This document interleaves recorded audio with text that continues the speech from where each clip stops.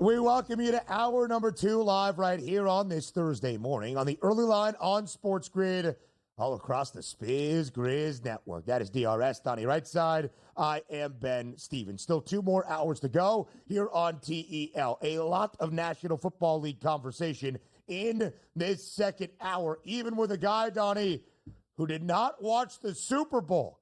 Now, you weren't here last week, but you did hear from Mark Zinno 2 weeks ago that his intentions were not to watch Super Bowl 59. Why he is on the show today beats me outside of giving an update on the animated movie that he saw on Sunday night. But we'll make sure to grill Mark Zinno with many of our questions. We will also update the odds as we enter All-Star Weekend in the NBA. How's the MVP race looking right now? Is there anything still up for grabs in the stretch run of this season after the All-Star break?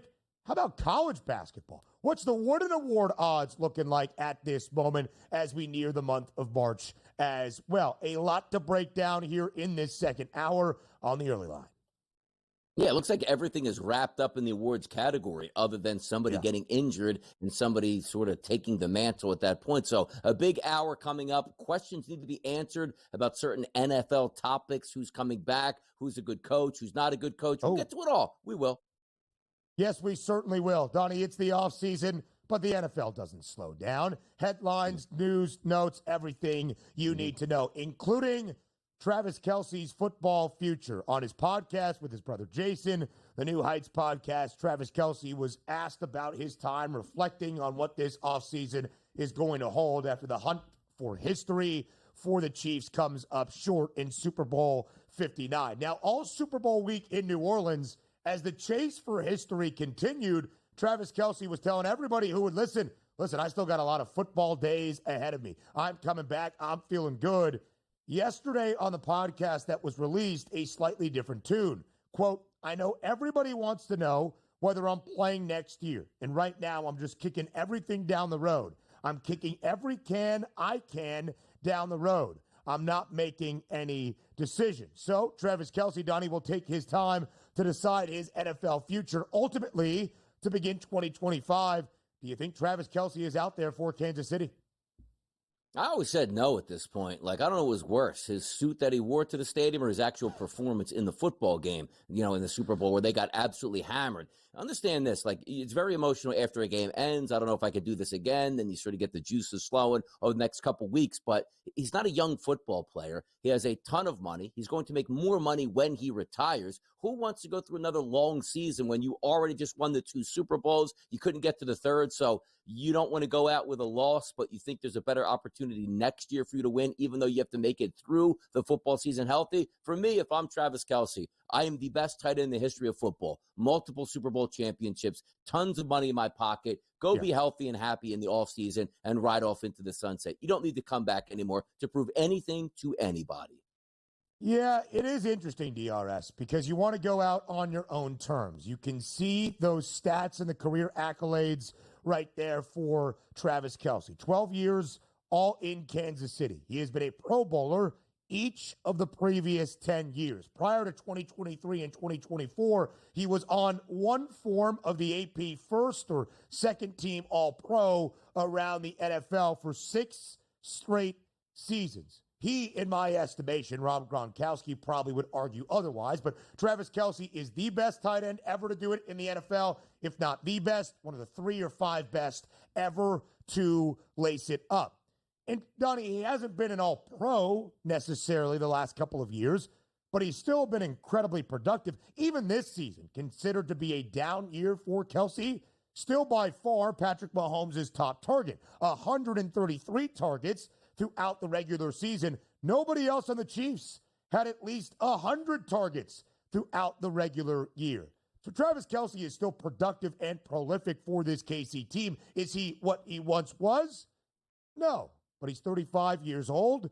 We'll see what he decides with his football future. And Donny, it's not just are his best playing days behind him, but as you alluded to, he's rich, he's famous, he's known for many extracurricular activities outside of the NFL gridiron. That, of course, all a part of the conversation, I am sure.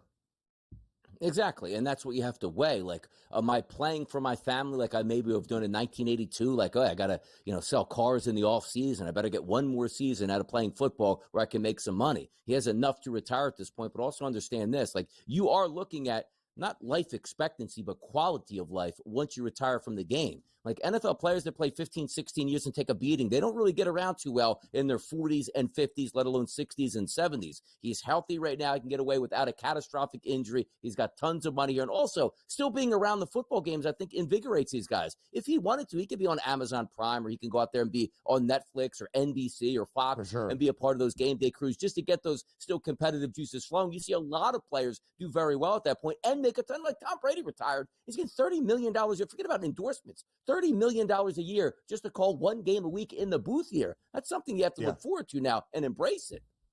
And Travis Kelce is, even during his playing days, a media personality, as he revealed on his podcast. Travis Kelce's girlfriend, of course, is Taylor Swift. She was at the Superdome on Sunday night when she was shown on the Jumbotron.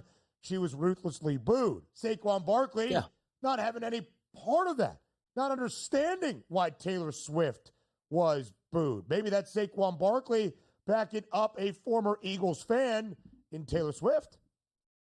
Yeah, and again, I sort of take the players out of the equation, but anybody who understands how football works and fandom works, if Taylor Swift was dating Cooper DeJean for the past year and at the Super Bowl rooting for the Eagles fans would have lifted the roof off of the dome here in appreciation that Taylor Swift was in the building. The fact that she is an active Chiefs fan appearing all the time with Travis Kelce, that's why she got booed. It's no malice like, we don't like your music. Anybody in there that was an Eagles fan that was showed on the screen was getting wildly cheered. Any Chiefs fan, little kid, grandmom, mother, Chiefs player, we're getting booed out of the stadium because that's what happens when you have home field advantage with your fan base. Had nothing to do with, I don't understand why they're booed. Yes, they're booing her because he's a Chiefs fan. That's why she was getting booed. No more story behind it. DRS, our producer, Joe Frizo, is calling bull you-know-what on that. He is saying no, doesn't want any part of that. Doesn't believe the Eagles fans would have been nice to Taylor Swift if she became the story. Also, why does she have to date Cooper DeJean? What about Quinyon Mitchell? It's true. How about who else is on that team? How about Reed Blankenship? How about that? How about, the big one here? How about, the punter, long snapper, field goal kicker? I mean, come on, Jake Elliott, show him some love out here. Come on. Guy's a baller. Listen, honestly, more superstars should be into the special teams guys like the kicker and certainly a punter. Come on, now you're just going crazy out there. Good for Saquon Barkley standing up for Taylor Swift. We'll get to the second headline in that football headline list up next, and Donny might have some thoughts on this one. Jermaine Pratt, one of the Bengals' defensive captains and the team's leading tackler, requesting a trade from Cincinnati. Again, an uneasy offseason ahead for the Bengals because of an ownership group led by Mike Brown. Not even an ownership group, but because of the owner, Mike Brown, failing to open up the wallet and pay his superstars. The Pittsburgh Pirates / Miami Marlins of the NFL going to strike again. It's unbelievable. And I feel bad, too, because you, Cincinnati, you deserve so much better as a fan base. If you had a real owner here, you probably have multiple Super Bowl championships. You know what they have multiple wins at? Managing the salary cap and making more money than they actually should at this point instead of putting out a better product. Some football headlines continue next. Live right here on the early line on SportsGrid, we continue our football headlines, and then we'll talk some MVP award odds, not in the National Football League, but in the NBA as we enter All-Star Weekend. DRS, as we shared right before the break, Jermaine Pratt, since he's leading tackler this year, one of their defensive leaders, has requested a trade from the Bengals. We looked at the Super Bowl 60 odds. We saw a ton of movement for the Bengals in a 24-hour span. 24-1, 18-1, $6 shaved off the price. Fourth best number around the AFC, behind only the trio of the Chiefs, the Ravens, and the Bills. But, Donny, we've had our questions about those numbers because if everybody is there and fully healthy, the Bengals provide a great boost of value. But we don't know who is going to be there, if anybody outside of Joe Burrow is really going to be back next year. Jamar Chase under contract, but he needs his offseason extension entering his fifth year in the NFL. He absolutely does. And also, the one interesting thing about T. Higgins is we think he's as good as gone, and rightfully so. He's going to get top dollar on an open market. But he also has, which I think, one of the worst agents in the history of the NFL that even allowed him to play under a contract last year when every single person in his spot got paid big-time money to go back to their team, and he played under that franchise tag, risking injury. Now, granted, you can get a Lloyd's of London policy, and all that stuff goes into it, but I can't even believe that he showed up, let alone for any parts of training camp or the season, playing under that tag. But also, get this, when you have Mike Brown as an owner, and you just saw one of their better players, which the defense was bad, and Pratt go, I want to be traded, I don't like it here. The Bengals are the type of franchise that goes, well, we're a small market, free agents don't want to come here because we really don't want to pay all that much money, but if we have our own players in an upheaval and we trade one of them, that's going to start an avalanche in our locker room. So just like Mike Brown and going against all of his fans' wishes, is like, you know what? It's better off that we just sit this guy down and he not play, and I don't have to pay him. Even if it hurts our chances to win on the field, I can't have a mutiny in my locker room, as opposed to most NFL owners go, hey, you know what?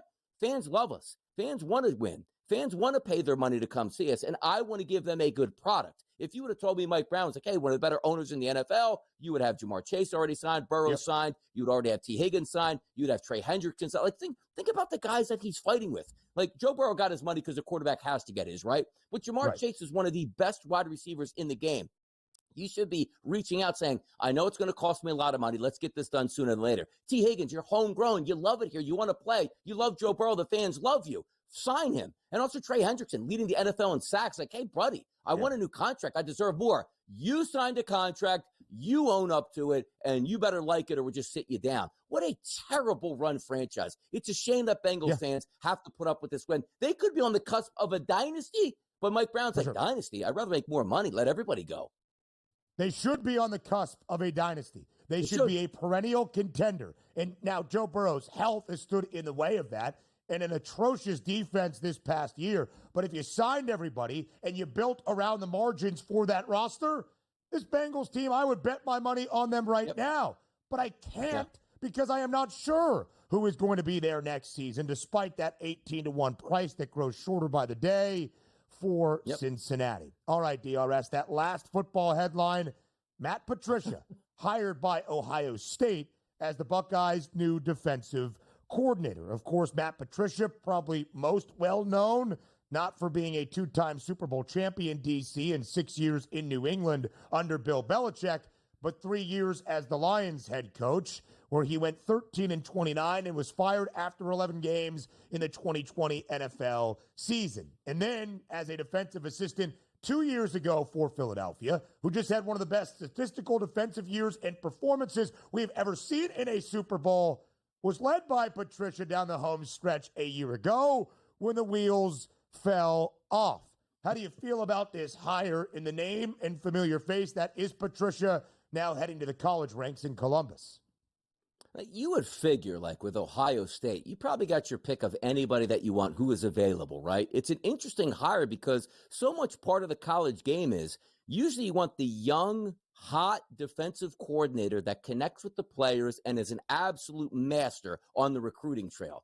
That's not really what Matt Patricia is. Like, if anything that we know about the Patriot way is the guy probably doesn't even like to talk to his players or pay attention to any of his players, let alone fly to another city and try to recruit a linebacker to come to the institution. I am surprised by it because they have one of the best, if not the best, defensive coordinators last year. And it's almost like one of those spots where you can attract anybody who's halfway decent. They coach for 1 or 2 years, and they're probably off to a head coaching position in college somewhere else. Now, they took an interesting route last year by going out and saying, you know what? We need instant offense here. Let's get Chip Kelly. How did it work out? National championship. Where's Chip Kelly? Back into the NFL. These are supposed to be unbelievably attractive positions, and it's almost like feels like they're settling on Matt Patricia. And I guess there's a pedigree because he was the Patriots defensive coordinator, and he's been in multiple Super Bowls. But for me, I don't think that strikes all that much with college kids. Like, hey, I'm going to play for Matt Patricia. Yeah, who's that guy? Yeah, it's an interesting move, I would say, because you would expect defensive acumen, just understanding schemes and all the pedigree that he's built up in the NFL. Matt Patricia has that and should be able to take that experience down to the collegiate level. Now, Chip Kelly was proven as an offensive play caller really in college football, has not necessarily done that in the NFL and had the familiarity with Ryan Day. Day played for Kelly at New Hampshire, so on and so forth. I don't really know of any correlation between Patricia, Ohio State, and Ryan Day. The last time Patricia was in college football over 2 decades ago as an offensive assistant at Syracuse, oddly enough. I'm not sure I love this hire. It was starting to be reported that the defensive coordinator would have some NFL ties, and then Matt Patricia's name was floated, again, strictly as a defensive coordinator. When that has been his position from year start to year end, he's had some success. Of course, working under Bill Belichick, incongruency on that side of the ball. That's how you get to Lombardi trophies. When it was his job 2 years ago now in 2023 in Philly to try to take over for Sean Desai, it was a train wreck. I'll wait. I'll trust in Ryan Day. He has earned the benefit of the doubt, but I would just say from a headline perspective, DRS, not exactly one that you're like, yep, that's a great move. Yeah, exactly. And what does he really have to cover up anyway? He's probably going to have the better defense just about every time he steps on the field. You should be a good coach if you're at Ohio State. You should be printing money and playing paint by numbers because your X's and O's don't matter because you got the better Jimmys and Joes. Listen, they had a great defense this year, and then Jim Knowles left for Penn State. An interesting offseason. A recap of Super Bowl 59. One final time here on the early line, not until a Thursday. You might be asking yourself why? I'm asking myself the same question, especially when Mark Zinno is joining us to recap a game he did not watch. Zinno, how was your Super Bowl Sunday overall? How was that wonderful animated picture known as Dogman? Well, listen, I got to tell you much. Kids had a blast, first and foremost. Dogman actually was pretty clever. There was some decently good humor in it. I would, if you have kids, I would highly recommend go doing it. It's not a terrible flick. I usually don't stay awake for kids' movies. When I take my kids, I end up just passing out because it's dark and I'm old and I'm in this recliner, so I just fall asleep. Right. But I managed to stay awake for all of Dogman, so it was good. I'm proud of you. That's huge. Some of us were maybe falling asleep during Super Bowl 59 because of the clunker that it was. DRS, before we dive into the game, and maybe Zinno's done some reading in the last 3-4 days to see what happened or watch some highlights, I'm not entirely sure.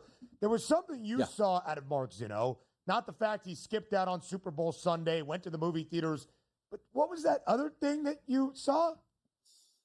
Yeah, but by the way, we're going to get to that in a second, but I got to respect Mark Zinno's opinion here in this point because, I come on this show every morning and recap games I never see here, but you wouldn't know it. Now, I'm giving you a little, behind-the-scenes action right here at I'm this glad point. that you guys just flat out admit it. Yeah. That's good. A lot of trust from our audience. I got to be truthful. Yeah. Now, let's get back to the basics here because my meal is coming up in, let's just say 2 hours at this point right now, and I'm going to eat good. One thing I do like is a nice sweet after the meal. It's usually a chocolate bar or something, that's good. It's going to quell my appetite for the rest of the day. Carrot cake is a delicious option here, Mark. But I didn't understand the tweet that came out here that said, try some carrot cake without the icing. Stop it. We're not doing that. No pizza without the cheese. No cheesesteak without the cheese. Come on. I think you misread it here. Like, I actually enjoy carrot cake, okay? But I said the thing that makes carrot cake great, it's all in the icing. Like, if you take the icing, off carrot cake, nobody would ever eat it. Like, you can take chocolate cake and not put icing on it, a.k.a. a cupcake, and eat it, and it would still taste good. No one is eating carrot cake without the icing. It is all the icing that makes carrot cake delicious. So what I was saying was, would you ever try carrot cake without the icing? The answer is no, because it's probably not good. But that icing, chef's kiss right there. What would carrot cake without the icing even be? Just like carrot mush? Delicious. Yeah. It would be delicious. Vegetable? How about that? Sticking up for the carrots out there. Vegetable scrapple is what it is.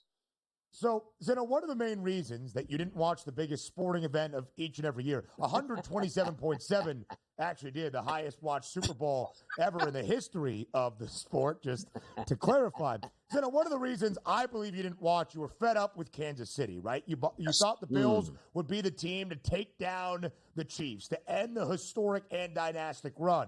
It turned out Philadelphia did that. And then some. In dominant fashion, 40-22 the victory for the Eagles. And just so you know, it wasn't actually that close as we were all watching the entirety of that game. So, Zinno, as you've been reading and looking back, What is your ultimate takeaway from Super Bowl 59? Look, I tweeted it out before the game actually started, and I did a video on it on social, and I just said, look, the single best piece of betting advice I can give about the game is that if they think the Eagles can win, alt line them to -7 and get plus money or higher, because the only way to beat the Chiefs is to blow them out. They needed to do exactly what the Tampa Bay Buccaneers did to them, is get a huge lead early, force them out of their game script, and force them to just sort of, try to play catch up the entire game. And that's exactly what the Eagles did. Look, I think the game really turned on one simple thing. It was 10-0. The Chiefs had the ball, and whatever Patrick Mahomes was trying to do on that pass play, because it wouldn't have been complete even if Cooper DeJean wasn't there. But whatever he was trying to do there was a terrible mistake. And Cooper DeJean picks it off, runs it to the house. That's when the entire game changed for the Kansas City Chiefs. They were in complete chase mode from then on out. Their game script was out the window. Andy Reid's play sheet was off. Everything changed at that point in time, and they knew that they were in trouble, because the other part is the Eagles showed once again the same thing that the Giants showed against Tom Brady. If you want to slay the dragon, you got to do it up the middle, and you got to get home with 4. If you do that and you keep 7 guys in coverage, everything goes your way. And so I don't want to hear about a Chiefs decimated offensive line. Nobody else did it to the Chiefs all year long. The last time, the Chiefs had problems with Tampa, that was a bad offensive line that year. I think we knew that going in. There was no issues. This was a fine offensive line all year long that held up. They just got beat by a better, more physical team. Which is the shame of it for me, because 2 years ago, if you played this same game in New Orleans again, the Eagles would probably beat them down 40-22 as well if they want to play on an ice skating rink. I can see it next year, Mark. Chiefs-Eagles rematch, ice skating rink. Let's see if we can even up the score at this point so Mahomes can get after it. But I do want to talk about the quarterbacks in this game. I expected a solid performance out of Jalen Hurts. Why? Great offensive line, great wide receivers, Saquon Barkley in the backfield. But the Eagles do have a number 1 defense in football. I was surprised, because usually Patrick Mahomes and the Kansas City Chiefs don't care what your defense is. We're moving the football. We've got great game plans together, and we'll make it work. Were you surprised as much as I was? Patrick Mahomes was feeling the heat in the pocket, and that really affected him for the next play, the next quarter, the next drive, and the rest of the game. I was surprised that he was uneasy in the pocket for so long. Yeah, well, again, I think when you talk about getting off the game script here, DRS, is that when you got down 17-0, right, that's when the pressure really started to come on. And it's because you're not going to dink and dunk in that mode. You want chunk plays. And what do chunk plays require in the pocket? Time. And they just flat out weren't getting it. I mean, they weren't going to settle for screen passes and, 4-yard out routes to Travis Kelce. They needed to get down the field fast and try to put up points to get themselves back in the game. But you need time to be able to do that in the pocket to let guys run routes. So that's where it really fell apart for the Chiefs offensively. And give some credit here to the Kellen Moore and the Eagles offense, because, the Chiefs were willing to sell out to stop Saquon Barkley, and the Eagles are like, fine, we got this. We have plenty of other people to go to, and they were smart enough not to, try to run into the teeth of exactly what the Chiefs were going to try to stop. So it was a great coaching, job by the Philadelphia Eagles all around. Yeah, it certainly was. Zinno, you were expecting at some point in this historic playoff run for Kansas City to come up short. They were the first ever back-to-back Super Bowl champion to even appear in a 3rd consecutive Super Bowl, but we are still waiting on one team to win 3 consecutive Lombardi trophies. Patrick Mahomes is only 29 years old. We'll see about Travis Kelce's football future, but Andy Reid is coming back for at least another year in 2025. This era, though, Zinno, of KC's dynasty run has come to a close. What is your expectation for the next portion of what Kansas City is going to do starting in 2025?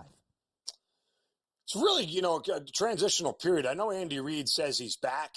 For how much longer, I don't know. Travis Kelce obviously is mulling retirement and what this all looks like. Sure, they're going to get Rashid Rice back, but I think over time you're going to start to see the Chiefs come back down a little bit. They're not going to, lap the field the way they have for the last couple of years, and that's just natural in this state of the NFL. Everything is cyclical, which is why winning 3 in a row now is even harder, because keeping all the main pieces together is really, really tough.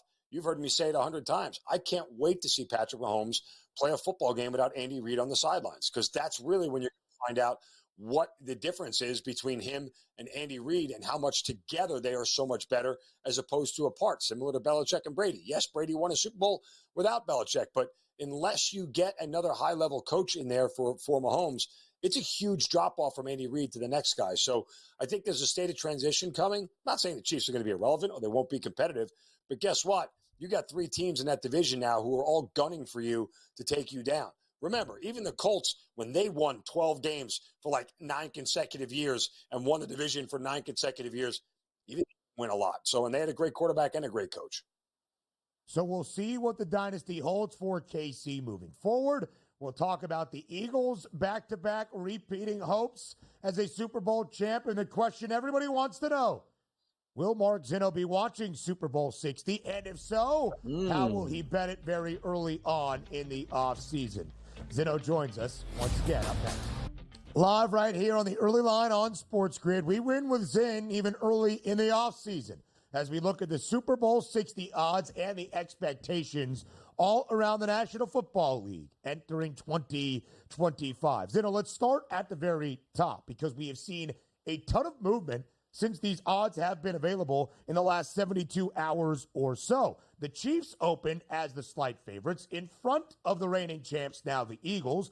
Philly now the shortest price at 6-1. The Chiefs and the Ravens tied for the second best number at plus 650. The Bills plus 750, and the Lions round out the top 5 at 10-1. Zinno, let's start with Philadelphia. What are the chances you give the Birds to try to go back-to-back as a Lombardi Trophy winner? I mean, they're high, but I would tell you again, I have to wait and see what the offseason brings. Look, you cannot, there's one thing you can't do in the NFL, and that's just run it back again. That never works. Not anymore, not in today's NFL. You can't just run the same team back out there and go, we're going to be fine. Look what we did last year. It's not how it works in this league, ever. Not anymore. You know, in the 80s, you can do that, right? When the Niners did it every year, sure, that worked. It's a different league now.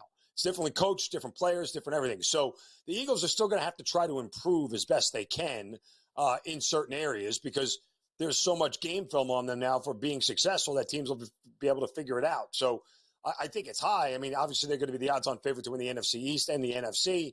All those things are normal and expected, but I would not give them an absolute pass into it. In fact, I can't believe my eyes are bugging out at looking at the Detroit Lions at 10-1. The quickest I can get to Vegas and put a wager down on that is exactly where my money is going. Did we forget how defeated and injured that defense was by the end of the year? If the Lions are healthy, aren't they by far and away the best team in the NFC? Maybe the best team in the league? I mean, but that was what we thought for 15 weeks of the year, and no one batted an eye at it. Because Jared Goff had a stinker, and they played an offensive team with a banged-up defense, all of a sudden we think that this team is taking us. I don't see that. I still think the Lions are the best team in the league. They're going to put up 35 every single game. And with a healthy defense, they're going to be really tough to stop. And if the path of the NFC goes back through Detroit again like it did this year, Lions are in the Super Bowl, in my opinion. Yeah, it'll be interesting to see, too, because Ben Johnson is like the worst free agent that you could lose, and he's not even a player. We'll see how that offense sort of makes up molds because the Eagles had that great offense, Lou Steichen. They were an average offense, to say it best, heading late last season, including that loss to the Tampa Bay Buccaneers in the playoffs. But let's take a look overall, like Eagles, Chiefs, Ravens, Bills, Lions. They're the top 5, 10-1 or less. Is there a team, Mark, that has your eye, maybe a little bit longer of a shot, 20, 30, 40-1? Some team you think you can make some money on some of these tickets? I mean, again, it kind of pains me to say this because I hated the contract that he was given, and I thought it was absolutely ridiculous. But the Packers seem to be in a really good position to be able to upseat the Lions in the NFC North. Like, if you're right, DRS, and losing both coordinators in Detroit changes them dynamically, and they can't seem to get it right, and they take a step back, which is fair to think. But sometimes it's about Jimmys and Joes over X's and O's. The Packers would be the team next that you trust the most, right? Like, who knows what's going on with the quarterback situation in Minnesota, and I still don't think the Bears are all that good yet, despite getting Ben Johnson. I don't know if they're good enough to even make enough noise to make the playoffs next year. The Packers seem like the team that could run to an NFC North title, get themselves a home playoff game and a favorable draw in the postseason. That's where I would probably go next. Look, I think with Washington, I would expect them to take a step back. You're not surprising. Jaden Daniels obviously caught everybody by surprise. They'll figure it out against him. I'm not saying he's not going to be good, but are they going to win 12, 13 games next year? I don't think with that defense, unless they make something dramatic happen. in the offseason and really upgrade that defense, it's going to be really tough for them. And now that teams have a whole year of tape on Jaden Daniels, they'll play him a little bit different. You'll see a little bit of regression coming his way. A sophomore slump is a thing around the National Football League for a reason. Can the Commanders still be a playoff contender? For sure, but their price was 18-1 at open, now 24-1. Zinno, you mentioned a bunch of teams from the NFC. Completely agree in the value with the Lions. You mentioned the Packers. If Detroit's loss of both coordinators does hamper the Lions' success this season. I asked you about the Eagles. Of course, you have not been all that high on Kansas City this year. I would assume in 2025, who do you give the edge of those teams around the AFC to represent that side of the league in Super Bowl 60? I'm sure you guys are fans of The Simpsons, or at least at one point in time watched The Simpsons. If you remember in the beginning of the entrance, you always see Bart writing on the chalkboard, "I will not do something." I'm doing that now in my office. I will not bet on the Ravens to win the Super Bowl. I will not bet on the Ravens to win the Super Bowl. I will not bet on the Ravens, because for the last 4 years now, I do it every year, and I want to hit myself in the head with a bat. Around week 4 or 5, Ravens are struggling a little bit in the beginning of the year. They're 3-2. That's a nice number on Baltimore at 7.5-1 to go in. Let's just throw a future down on the Ravens. Done it 4 years in a row. 4 years in a row, I've come up short. So no, I'm not picking the Ravens to win the Super Bowl. And the minute I don't, obviously that means they're going to win it. But yeah, I'll still back Buffalo. I won't get off the train. Outside of my overwhelming, gushing love for Josh Allen, you have to acknowledge that the Bills are still a very complete team and very well coached. As much as I think there's an argument to say maybe it's time to move on from Sean McDermott. Obviously, they're not going to do that. But, Josh Allen is so good, and there's a reason why he's going to carry them in another 12 wins next year. There's always a path for the Bills to be in the AFC Championship game and in the Super Bowl. Need good players to win big football games, which includes that MVP market here at the FanDuel Sportsbook. Because as we talk about, yes, always a hot team in the regular season are the Baltimore Ravens because of why? Lamar Jackson. He's the favorite right now, Mark, plus 450 price for the MVP next season. Josh Allen, Joe Burrow, Patrick Mahomes, and Jaden Daniels. Who would get your vote early, or should I say your money early on being the MVP next year? I mean, I want to put it on Burrow because you know how stupid NFL voters are. Because, now Jackson has 2 and Allen has 1 and Mahomes has 2. Who's missing from there? Oh, we have to give it to Burrow, because that's how dumb NFL voters are who vote for the MVP. But I tell you what, guys, I mean, I would actually take a flyer right now on C.J. Stroud. I think there's going to be some revamping done there. They're going to get a healthy offense again. And really, Stroud has the ability to put up big-time numbers in an offense if they're smart enough to put the ball back in his hands. And I think he learned if he starts running more, he's going to be a lot more successful. Let's talk the coaching carousel with Mark Zinno on the other side of the break. Now that it has reached its conclusion, what was the best and worst hires? Zinno tells you next.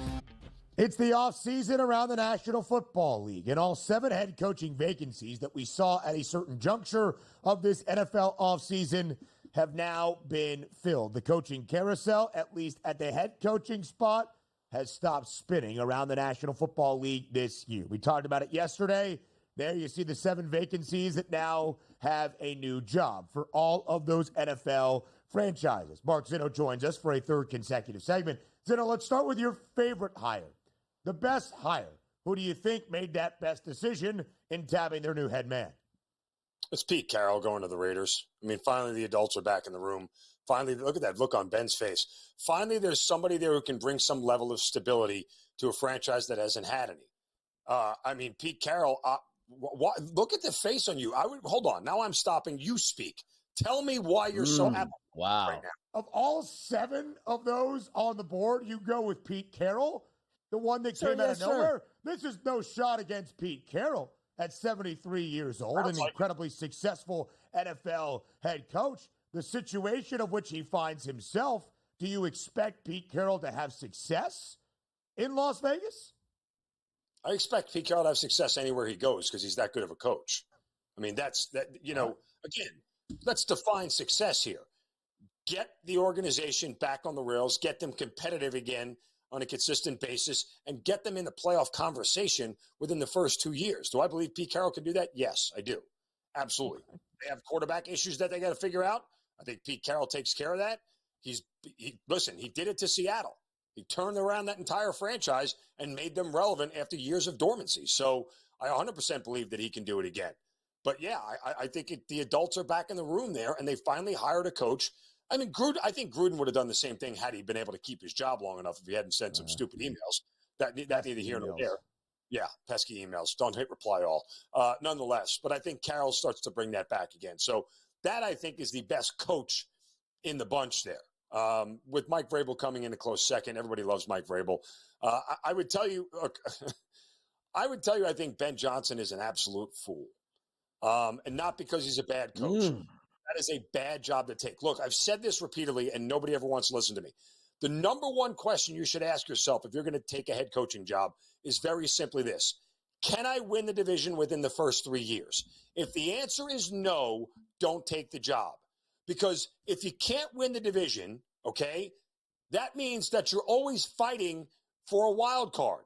The Bears are not winning that division within the next 3 years. They're simply just not. They're not as good as the other teams in that division. This is not a shot at Caleb Williams, but the other teams are way too stacked. And if you can't, but by the way, you know what winning the division means? An extra home playoff game, more money for the owner, more butts and seats. All that stuff matters to football people who make football decisions. So if you can't win a division in the first 3 years, it's not a good job.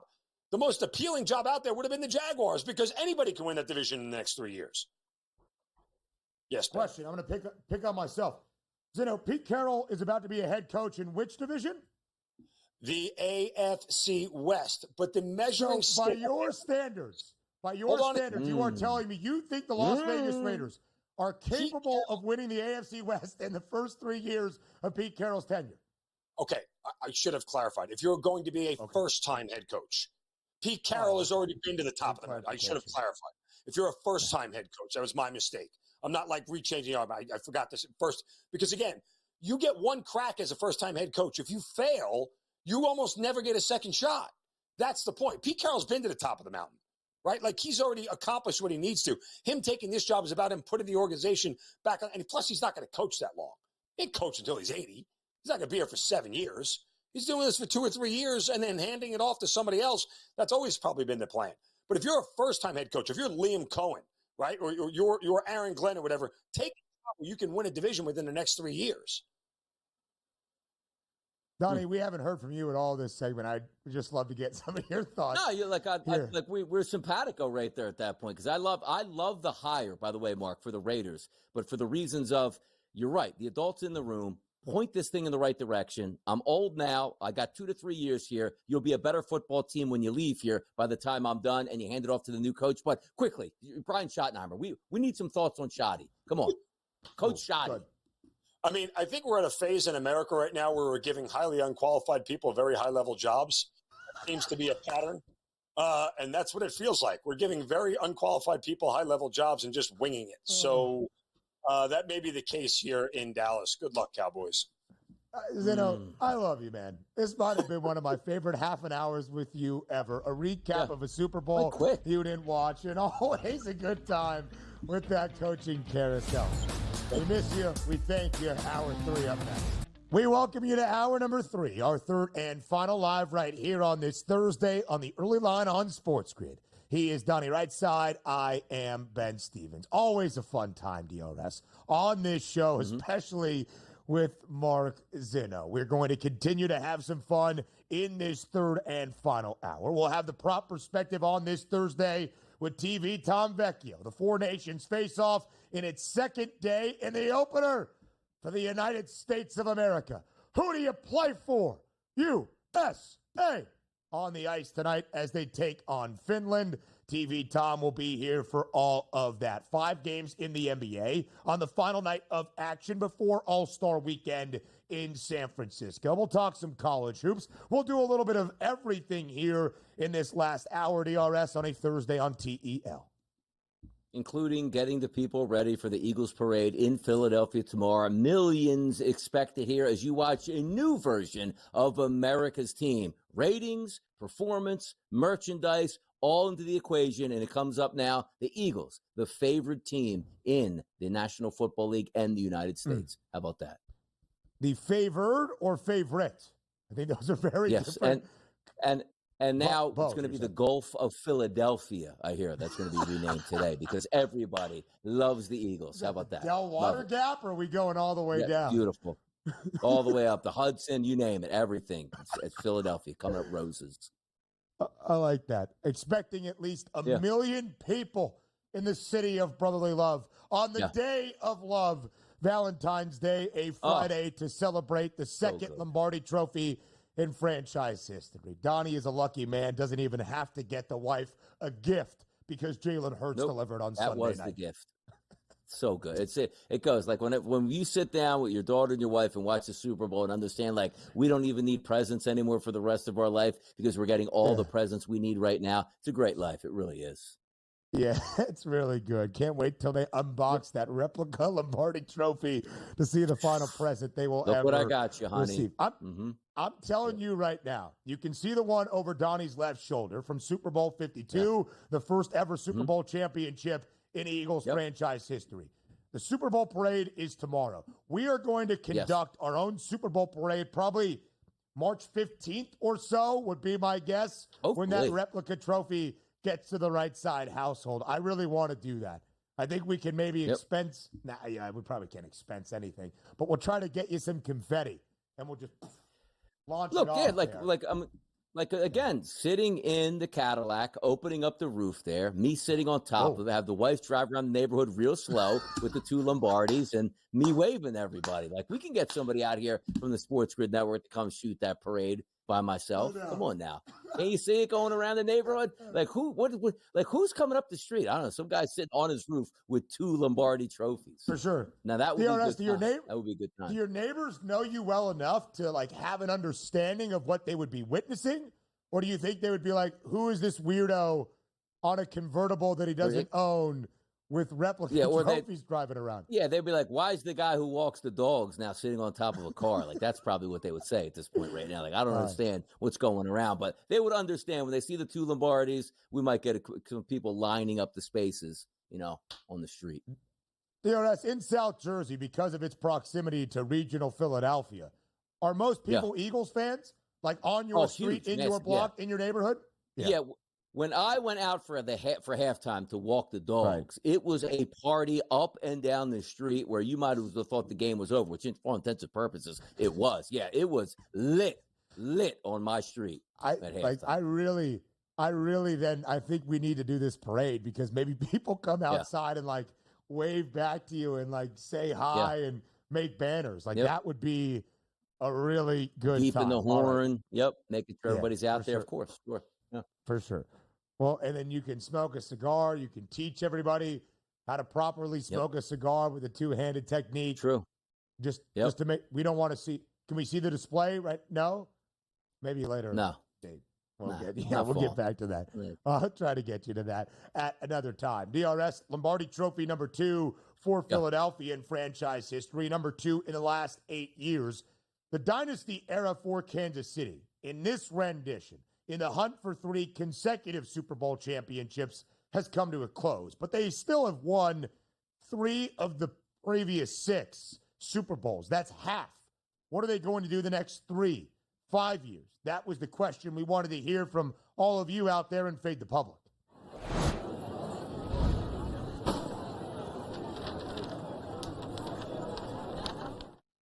At SportsGrid on Twitter, how many Super Bowls will the Kansas City Chiefs win in the next 3 seasons? 0, 1, 2, 3. Those were your 4 betting or voting options, I should say, in our Fade the Public poll. Most of the public, DRS, 0 or 1, but more of the public selecting at least 1 Lombardi Trophy for Kansas City than that of missing out entirely in the next 3 years around the National Football League. Donny, are you fading the public? It's close, but based on what the voting results came in, 47.9%, that's where I went. So technically, I'm not fading the public here because I think the Kansas City Chiefs over the next 3 years will win 1. Why would you say that? Well, what did they do over the past 3 years? They won 2 of them here. And also, Andy Reid and Patrick Mahomes are coming back next year. When you do end up in the Super Bowl and win it, everything's fine. You go into the next season. Maybe you try to improve yourself in some areas, but you come back relatively as is. This is a team that got beat this year, and similarly to the way they got beat against the Tampa Bay Buccaneers. They couldn't protect Patrick Mahomes. So if you tell me right now they're going to allocate their resources, like Rashee Rice will come back next year, Hollywood Brown's going to be back. Obviously, Worthy was a good young wide receiver as a rookie. They're fine there. They might add a running back. The most important thing is here, that offensive line. Tooney's got to go back to guard. You got to find a left tackle and maybe even improve your right tackle. They understand that is a point of need. And if they do that and stay healthy or somewhat healthy, because nobody's always 100% healthy, why can't they be right back in the Super Bowl next year? Because when you do lose, it stings a lot more, obviously, than winning it, and you get fat and happy in the offseason. I expect them to win at least one more over the next 3 years, as long as Patrick Mahomes is in his prime.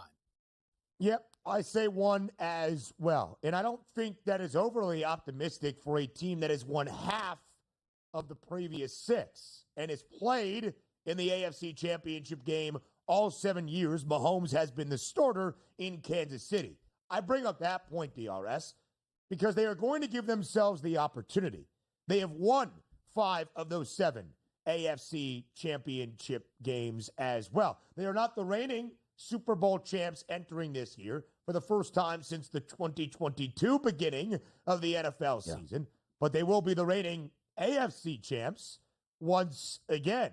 And when we look at the odds, right, Philadelphia is the favorite at 6-1, a $0.50 in front of both the Chiefs and the Ravens at plus 650, with the Bills only backed by $1. We are still going to have the same conversation, I believe, throughout every stage of next NFL season.